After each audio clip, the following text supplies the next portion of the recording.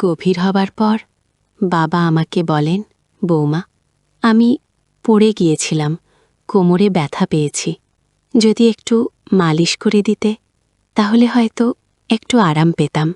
আমি শ্বশুরকে তখন আমার বিছানায় শুইয়ে দিই। তারপর যা ঘটল আপনি কল্পনাও করতে পারবেন না। বিয়ের ৩ মাসের মাথায় আমার স্বামী হঠাৎ করেই এক দুর্ঘটনায় মারা যান। আমার বাবার বাড়ি ভীষণ গরিব। অনেক কষ্ট করে বিয়ে দিয়েছিলেন আমার বাবা। কিন্তু বিয়ের ৩ মাসের মাথায় স্বামী হারিয়ে আবার বাবার বাড়ির দরজায় এসে দাঁড়াতে হয়। আমার বাবার বাড়িতে মা নেই, সেজন্য ভীষণ ভয় করত। বাবা যদি কিছু বলেন, কার আঁচলে মুখ লুকাব? ঘরে সৎ মা আছেন, সেজন্য ভয়টা একটু বেশি। তারপর হঠাৎ একদিন আমার শ্বশুর আমাদের বাড়িতে আসেন।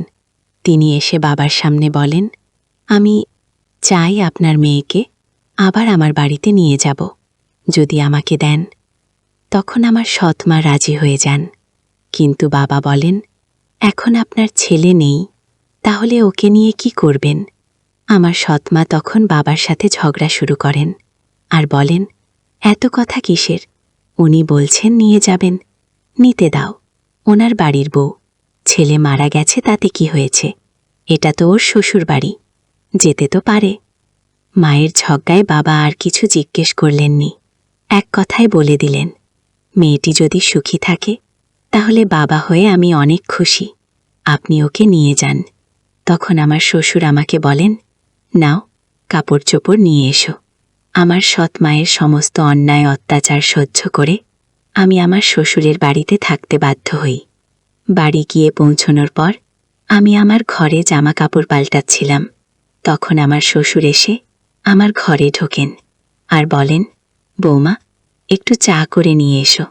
শ্বশুরের কথায় আমি তাড়াতাড়ি রান্না করে চা করে নিয়ে আসি। বসে বসে চা খেতে খেতে তিনি বলেন, তুমি তো জানো এই বাড়িতে আমি একদম একা। আমার ছেলে ছিল একমাত্র সন্তান। তোমার শাশুড়িও অনেক আগে মারা গেছে, সেজন্য আমি তোমাকে এই বাড়িতে নিয়ে এসেছি, যাতে আমি বুঝতে না পারি যে এখানে আমি একা আছি।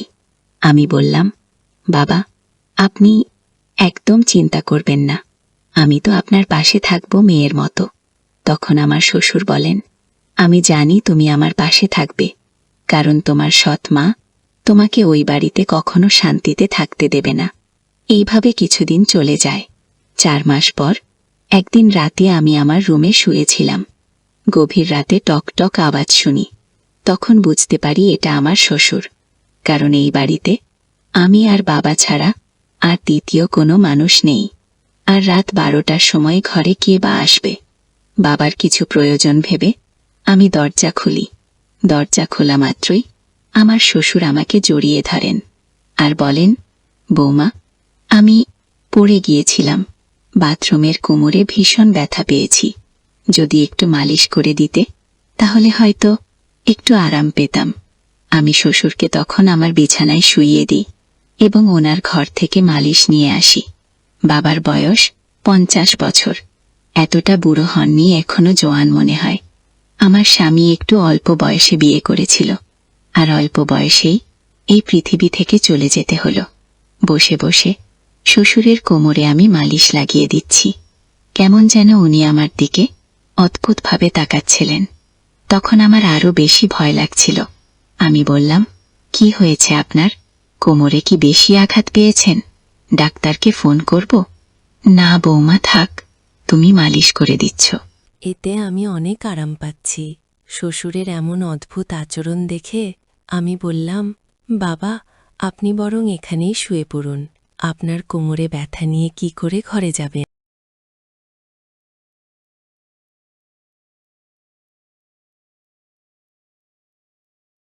আমি বরং আপনার ঘরে গিয়ে ঘুমিয়ে পড়ি। আমার কথা শুনে আমার শ্বশুর বলেন, এটা কি বলছো বৌমা? এই অবস্থায় আমাকে একা ফেলে তুমি চলে যাবে? রাতে যদি আমার বাথরুমে যাওয়ার প্রয়োজন পড়ে তাহলে আমি একা কি করে যাব? তার চেয়ে বরং তুমি এখানেই শুয়ে পড়ো। কিছুক্ষণ পরে বাবা উঠে এসে আমার দিকে তাকিয়ে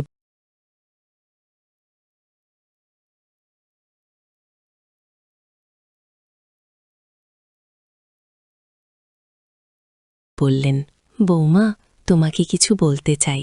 তুমি যদি আমার কথায় রাজি হও তবে বলবো। আমার মনে খটকা লেগে গেল। আমি চিন্তিতভাবে বললাম, বাবা, কি বলবেন আপনি? বলুন। শ্বশুর একটু হেসে বললেন, আজকের রাতটা আমি তোমার সাথে কাটাতে চাই, কারণ একা একা আমার আর ভালো লাগছে না। আমার ছেলে মারা যাবার পর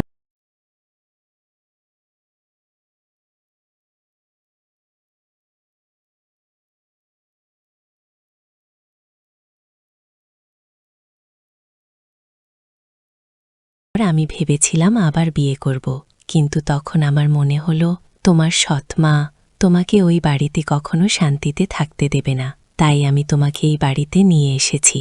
শ্বশুরের কথায় আমি ভীষণ অস্বস্তি বোধ করছিলাম, কিন্তু তার কথায় বিরোধিতা করার সাহস পাইনি।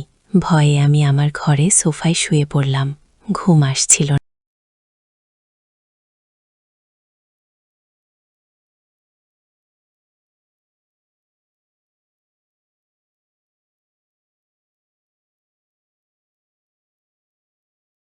না, ভীষণ ভয় হচ্ছিল। বৌমা, মনে হচ্ছে তোমার কাছে খারাপ কিছু চাইনি। আমি চাই তুমি আমাকে বিয়ে করে নাও, তাহলে কেউ আর কিছু বলতে পারবে না। আমি শ্বশুরকে বলি, বাবা, আপনি এসব কি বলছেন? আপনি আমার শ্বশুর, আর শ্বশুরের সাথে বিয়ে করা কি সম্ভব? শ্বশুর বলেন, দেখো বৌমা, আমি মানছি যে এক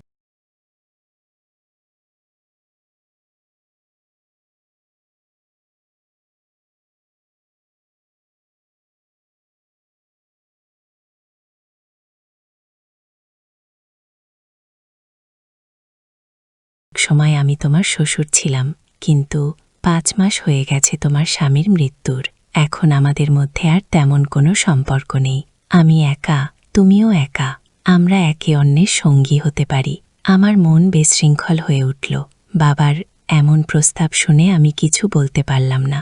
একদিকে সৎমায়ের অত্যাচার, অন্যদিকে শ্বশুরের অদ্ভুত আচরণ। রাত পেরিয়ে গেল। পরের দিন সকালে শ্বশুরের কথাগুলো নিয়ে অনেক ভেবেছিলাম। নিজের পরিস্থিতি বিশ্লেষণ করছিলাম। শ্বশুরের প্রস্তাব আমার কাছে অসম্ভব মনে হলেও বাস্তব পরিস্থিতি আমাকে বাধ্য করছিল কিছু একটা সিদ্ধান্ত নিতে। বাবার কাছে গিয়ে কথা বলার সাহস পাইনি, কারণ জানতাম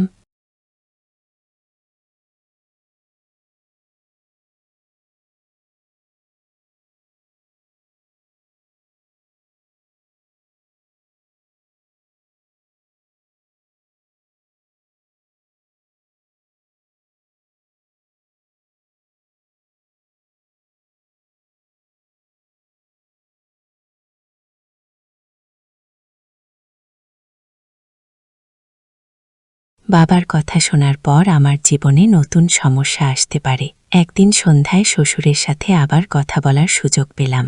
তিনি বললেন, বৌমা, আমি তোমার কাছে খারাপ কিছু চাইনি, শুধু চাই তুমি আমার জীবনের সঙ্গী হও। আমি একা থাকতে পারি না, তোমার সঙ্গেই আমার জীবন সম্পূর্ণ হবে। আমি অনেক ভেবে বললাম, বাবা,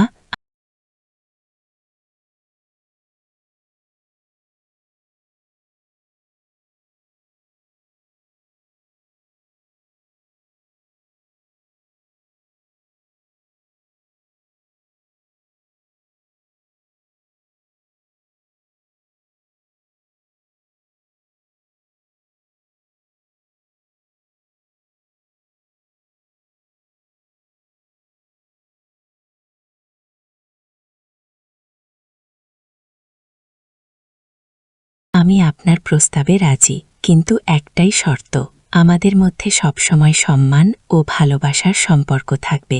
আপনি আমাকে মেয়ের মতো সম্মান করবেন, আর আমি আপনাকে বাবার মতো শ্রদ্ধা করব। শ্বশুর বললেন, আমি তোমার শর্ত মেনে নিচ্ছি, তোমার সম্মান সবসময় বজায় রাখব। আমরা বিয়ে করলাম। সমাজের চোখে এটি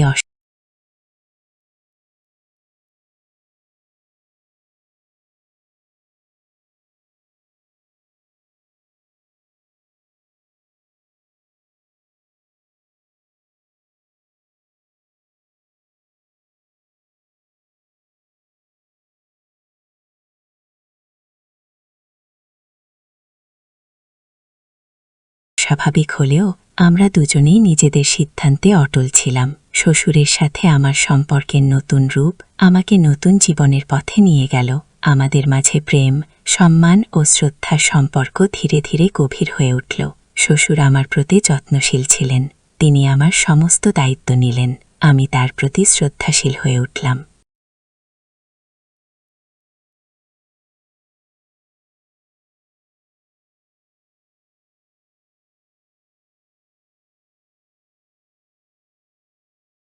আমরা একসাথে নতুন জীবন শুরু করলাম। শ্বশুরের সাথে সম্পর্কের নতুন রূপ আমাকে নতুন জীবনের স্বপ্ন দেখিয়েছিল। শ্বশুর আমার জীবনে সবথেকে গুরুত্বপূর্ণ ব্যক্তি হয়ে উঠলেন। আমাদের মধ্যে প্রেম ও সম্পর্ক, সম্মানের সম্পর্ক ধীরে ধীরে গভীর হয়ে উঠল।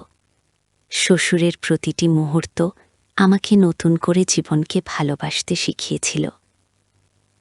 এই গল্পটা আপনাদের কেমন লাগলো কমেন্ট করে অবশ্যই জানাবেন। ভালো লাগলে লাইক করে চ্যানেলটি সাবস্ক্রাইব করে দিন। ধন্যবাদ।